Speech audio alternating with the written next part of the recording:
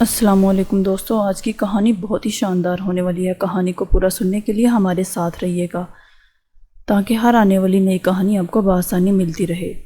میرے ابا کی وفات کو کچھ ہی عرصہ گزرا تھا۔ ابا کی طبیعت آج کل بہت ہی زیادہ ناساز رہنے لگی تھی۔ میرے ابا کے مقابلے میں میرے دادا ابو بہت ہی زیادہ طاقتور تھے، اس لیے شاید وہ ابھی تک زندہ تھے۔ میرے باپ کے جانے کے بعد میری اماں میرے دادا کی بہت ہی زیادہ خدمت کرتی تھی۔ میں جب بھی اپنی اماں کو دیکھتی وہ میرے دادے کا کوئی نہ کوئی کام کر رہی ہوتی تھی، اور آج کل تو وہ اکثر ان کے کمرے میں ہی سو جایا کرتی تھی۔ میں نے اکثر اپنی اماں کو کہا کہ مجھے اکیلے نیند نہیں آتی، آپ میرے ساتھ سو جایا کریں، لیکن میری اماں مجھے سلانے کے بعد کہہ دیتی کہ میں تھوڑی دیر تک تمہارے دادا کے کمرے سے ہو کر آتی ہوں۔ میں اس وقت تک اپنی اماں کا انتظار کرتی رہتی۔ جیسے ہی اماں دادا کے کمرے سے واپس آتی تو ان کی آنکھیں سرخ ہو رہی ہوتی تھی۔ پتہ نہیں دادا جان انہیں ایسا کیا کہتے تھے کہ جس کی وجہ سے ان کا یہ حال ہو جاتا تھا، لیکن پھر بھی وہ دادا کے کمرے میں جانا نہیں چھوڑتی تھی۔ یہ اب روز کا معمول بن چکا تھا اور میری پریشانی میں مزید اضافہ ہوتا جا رہا تھا۔ ایک دن میں بہانہ بنا کر دادا کے کمرے میں سو گئی۔ میں سوئی نہیں تھی بلکہ سونے کا ناٹک کر رہی تھی۔ مجھے یقین تھا کہ اگر میں اس طرح سے ناٹک کروں گی تو میری ماں مجھے نہیں اٹھائے گی اور خود جا کر دوسرے کمرے میں سو جائے گی، لیکن جیسے ہی میری ماں نے مجھے دادا کے کمرے میں سوئے ہوئے دیکھا تو میرے پاس آ کر مجھے جگانے کی کوشش کرنے لگی، لیکن میں نے بھی سونے کی بھرپور ایکٹنگ کرنا شروع کر دی۔ تھک ہار کر میری ماں خود ہی دوسرے کمرے میں جا کر سو گئی۔ رات بہت زیادہ بیت چکی تھی۔ اس بات کا علم میرے دادا کو نہیں تھا کہ میں ان کے پاس سوئی ہوئی ہوں، کیونکہ میرے دادا کی نظر بہت ہی زیادہ کمزور تھی۔ انہیں آج کل کچھ دکھائی نہیں دے رہا تھا، لیکن جیسے ہی رات کا آدھا پہر گزرا میرے اوپر وہ راز عیاں ہوئے جن کا میں سوچ بھی نہیں سکتی تھی۔ اب مجھے پتہ چل رہا تھا کہ میری ماں سارے رات کیوں روتے ہوئے کمرے سے باہر نکلتی ہے۔ میں ہمیشہ اپنی ماں کو ہی غلط سمجھتی رہتی تھی، اور آج میرے دادا نے خود ہی سارا سچ اپنے منہ سے اگل دیا تھا۔ میرا دادا کہنے لگا، مجھے معاف کر دینا، مجھے نہیں پتا کہ تم نے آج تک اتنی بڑی بات اپنے سینے میں کیسے دفن کر رکھی ہے، اور یہ بات تم نے آج تک اپنی بیٹی کو بھی نہیں بتائی۔ مجھے سمجھ نہیں آ رہا تھا میرے دادا نے ایسا کون سا گناہ کیا تھا جس کی وہ بار بار معافی مانگ رہے تھے۔ جیسے جیسے میرے دادا ابو آگے آگے بولتے جا رہے تھے مجھ پر قیامت ٹوٹ رہی تھی۔ میرے دادا ابو کہنے لگے، تمہاری اس ویرانیت اور تمہارے شوہر کی موت کا ذمہ دار صرف اور صرف میں ہوں۔ مجھے سمجھ نہیں آتا کہ میں اپنے اس گناہ کا ازالہ کیسے کروں گا۔ شاید مجھے موت بھی قبول نہ کرے۔ مجھے لگ رہا تھا کہ میرے باپ ایک قدرتی موت سے مرا ہے، لیکن میرے باپ کو مارنے والا کوئی اور نہیں بلکہ میرا سگا دادا تھا۔ اس کے بعد میرے دادا نے جو حرکت کی وہ میرے بیان سے قابل ہے۔ اس کے بعد انہوں نے میرے پاؤں پکڑ لیے۔ وہ شاید سمجھ رہے تھے کہ میں ان کی بہو ہوں، اور کہنے لگے، تمہاری بیٹی کو یتیم کرنے والا صرف اور صرف میں ہوں، مجھے معاف کر دو، مجھے تو نیند بھی نہیں آتی۔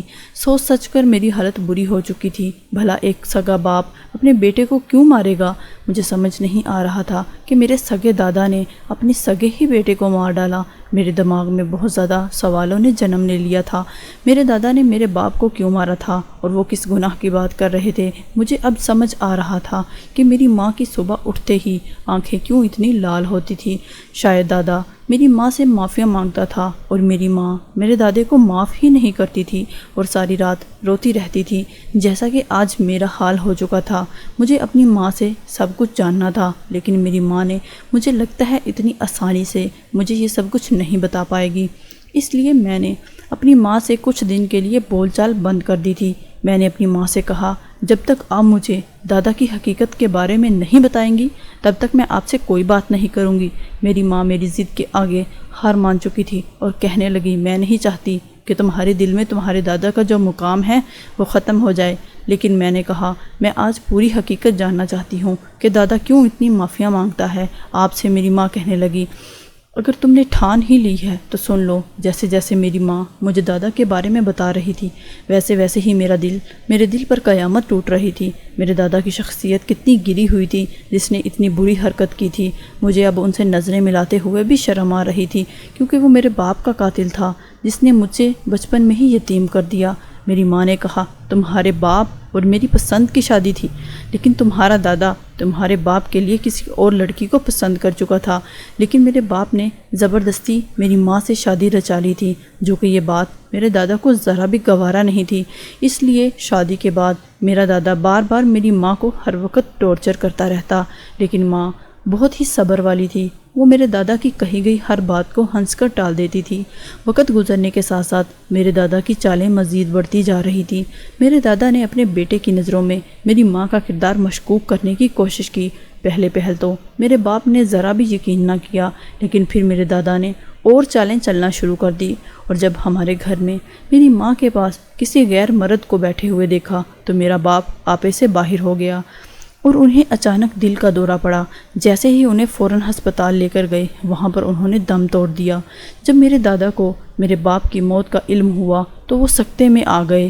جوان بیٹے کی موت کا سن کر ان کے آنسو تک حلق تک خشک ہو چکا تھا، اور وہ بار بار اس وقت کو کوس رہے تھے جب انہوں نے اس قدر گھناؤنا کھیل کھیلا۔ لیکن اب اس بات کا کوئی فائدہ نہیں تھا، کیونکہ وہ مجھے بچپن میں ہی یتیم کر چکے تھے۔ اب مجھے سمجھ آ رہا تھا کہ میرا دادا اپنے کیے گئے رویے کی معافیاں کیوں مانگتا ہے۔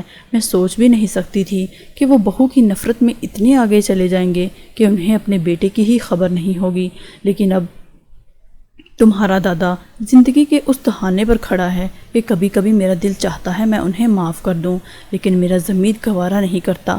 میں نے اپنی ماں کو کہا آپ دادا کو چھوڑ کر کہیں اور کیوں نہیں چلی جاتی؟ میری ماں کہنے لگی ہمارا اس دنیا میں کوئی بھی نہیں ہے، میں تمہیں لے کر کہاں جاؤں گی؟